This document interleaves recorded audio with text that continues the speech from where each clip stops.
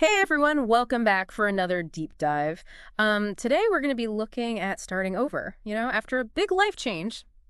And specifically, we're going to be talking about divorce. Okay. We're taking a look at a chapter called How to Begin Again Hmm. from a book about life after marriage. And I got to say, it's a really raw and honest look at the whole thing. Yeah. But ultimately, it's super hopeful, about bouncing back and new beginnings and all that. It's interesting because divorce is so common, Yeah.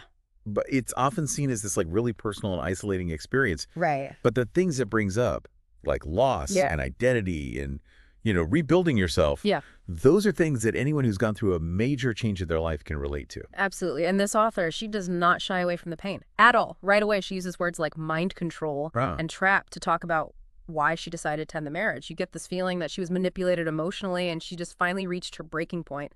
Yeah. That feeling of being powerless, like you said. Yeah. It's interesting because it can even happen in situations where someone seems really strong or successful on the outside.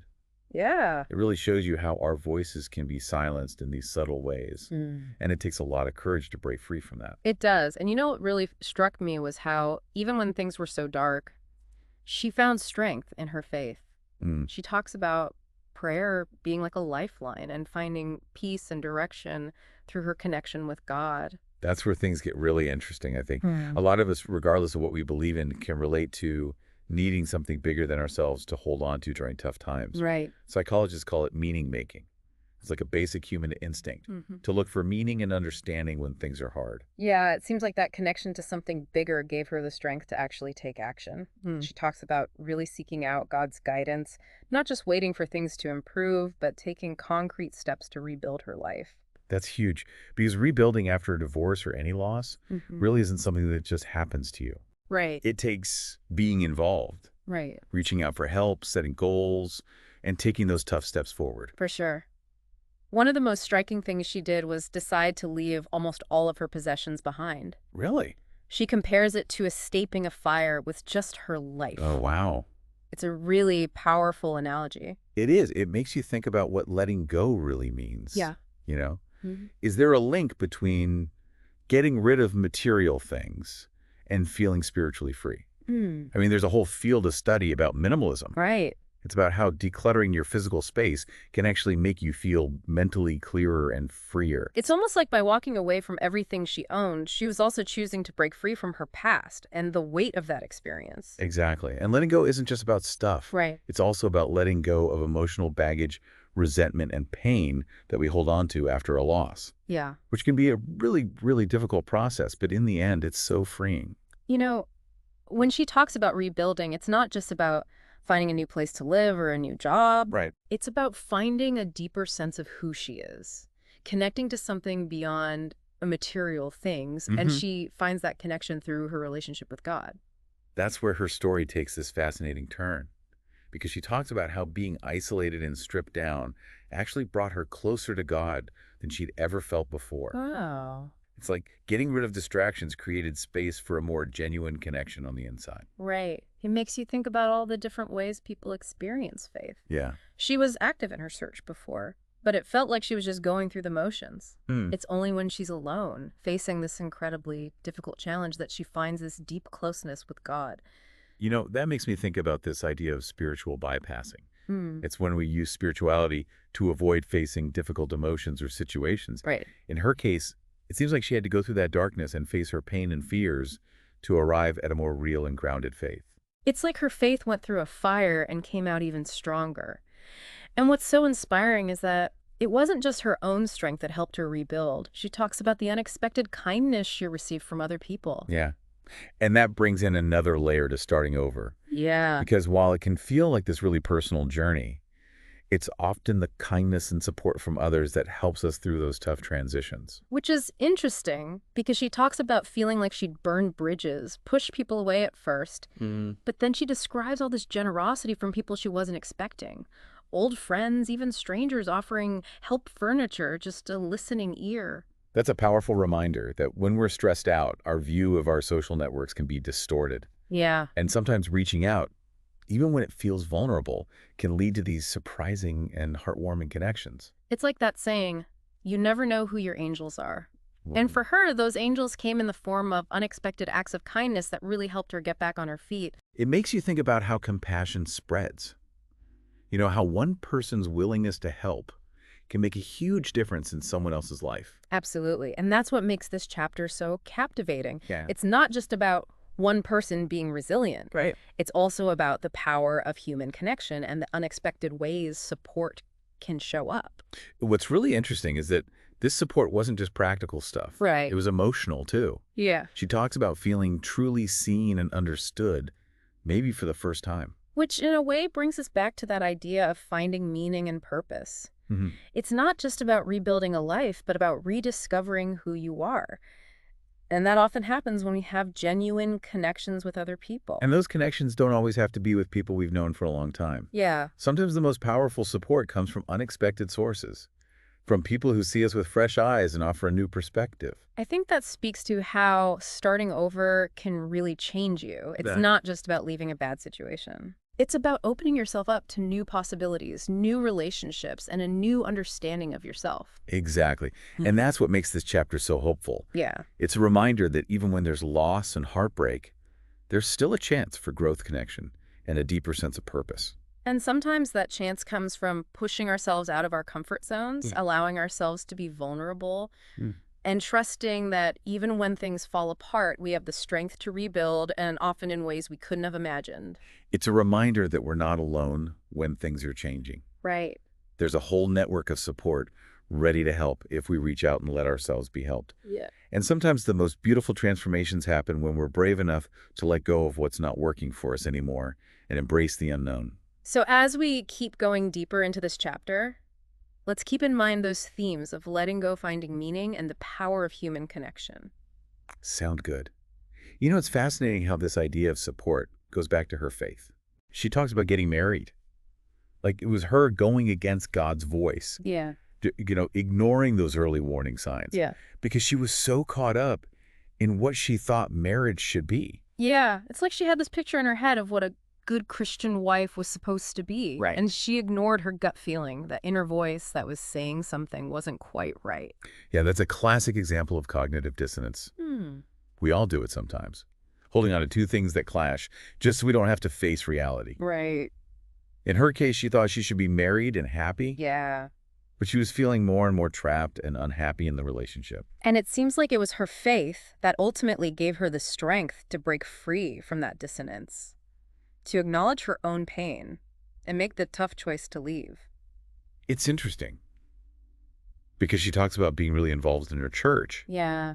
but it was only when she was alone, away from what people expected of her and how they judged her, that she really started to connect with her faith on a deeper level. You know, it makes you wonder if sometimes all the outward stuff of faith, the rituals and the social parts, can actually block real spiritual growth. It's like that saying, religion is for people afraid of going to hell. Yeah. Spirituality is for those who've already been there. Right? It seems like going through that hell, Yeah. the pain of divorce, the isolation, stripped away those outer layers and let her connect to something deeper. Like she had to go through this deconstruction to get to a more genuine and resilient faith. Exactly. And you can really see that resilience when she talks about seeing her divorce, this incredibly painful thing as part of a bigger divine plan. Wow, that's powerful, isn't it? To be able to look back at something so tough and find meaning in it. Yeah. And it's not about pretending it didn't hurt or downplaying it, Right. but about seeing that even in our darkest times, there can be growth and learning. She even mentions a specific Bible verse, Romans 8:28. Oh, yeah. And we know that in all things God works for the good of those who love him, who have been called according to his purpose. That's an interesting one because people often use that verse to comfort themselves when things are rough. Right. But you can also see it as a call to action. Mhm. It's not just sitting around waiting for things to get better. It's about actively working to grow and make your life match your purpose. And for her, it seems like that purpose changed before the divorce. She talks about feeling like she was living for other people, trying to live up to what they wanted. Mm. But after, it's like she's free to finally make her own way. That's something that comes up a lot in stories about personal change. Yeah. This idea of getting rid of what other people expect of you so you can figure out who you really are. Right. And it often means facing those limiting beliefs we've taken on, those voices that tell us who we should be and how we should live. And it seems like it was in that quiet space, alone, without all those expectations, that she could finally hear her own inner voice more clearly. That's where real growth comes from, isn't it? When we make time for introspection, for thinking things through, for listening to that quiet wisdom inside. Yeah. It's not always easy or comfortable, Yeah. but it's often in those quiet moments that we figure out who we really are. And what's so inspiring is that she didn't just keep those insights to herself. Right? She talks about using her experience to help other women going through similar things. That's the amazing thing about being human, isn't it? Yeah. Our ability to take our pain and make it into something good. To use our own struggles to help and guide others. It's like that Rumi quote, "The wound is the place where the light enters you."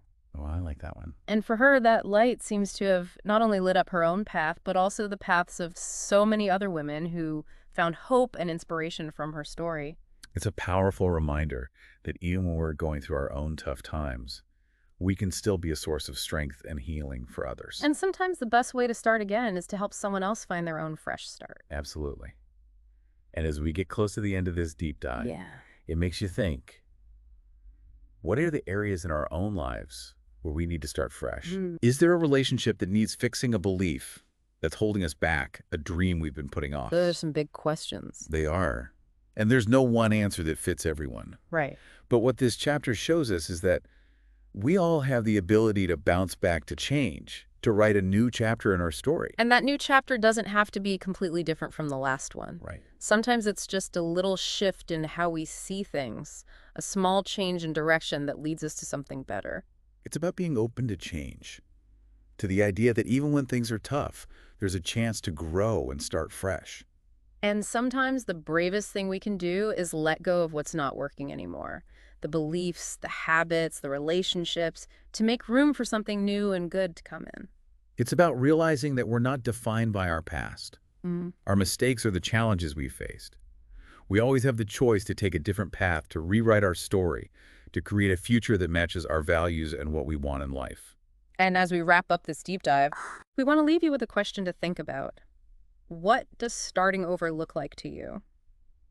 It really is a powerful question, isn't it? What does beginning again look like for each of us? I mean, it can be such a loaded idea. Yeah, it can. And I think it's important to remember that beginning again doesn't always have to mean like a total life makeover. Right. Sometimes it's something small, a shift in how you see things, a recommitment to something you used to value. You know, it's like taking care of a garden. Sometimes you need to pull out some weeds, plant some new seeds, or maybe just change how you're taking care of what's already growing. I like that analogy. And it reminds us that even little changes, if you do them consistently, can make a big difference over time. Yeah. It's not about waiting for some big moment of inspiration. Right. It's about taking those small intentional steps each day towards the life you want to create. It's about choosing ourselves, choosing our well-being, and choosing where we want our lives to go, even if it means letting go of what feels safe and familiar. That takes guts, doesn't it? To step outside your comfort zone, to challenge those habits that are so ingrained, and to be curious and hopeful about the unknown. What's really inspiring about her story is that she didn't just start over for herself. Right. She used that experience to help other people. She started support groups, wrote articles, spoke at events, all about helping women find their own strength and create their own new beginnings. That shows the power of shared experiences. When we take our own pain and turn it into something that heals others, Yeah. it not only helps them, it also makes our own understanding and resilience stronger. It's like that saying that the best way to learn something is to teach it. By sharing her story and being there for others, she not only validated her own journey, she created this ripple effect of hope and empowerment in other people's lives. It's a beautiful reminder that our stories are important. Yeah. Our experiences, even the tough ones, can inspire and lift up other people. And by sharing our vulnerabilities, we make space for connection and healing. So as we finish up this deep dive, we want to leave you with this invitation. What's one step, no matter how small, that you can take today to move toward your own beginning again? It might be calling a friend, picking up a passion you forgot about, or just taking a few minutes to be still and listen to that inner wisdom. Remember, beginning again isn't a one-time thing. Right. It's an ongoing process of growing, reflecting, and renewing. And it all starts with that first brave step towards the life you really want. Thanks for joining us on this deep dive into the power of starting over. We hope it gave you some insights, inspiration, and maybe even made you think a little. Yeah, thanks for listening. And remember, no matter what you're going through, you have the strength inside you to begin again. Absolutely. Until next time, keep exploring, keep learning, and keep believing in new beginnings.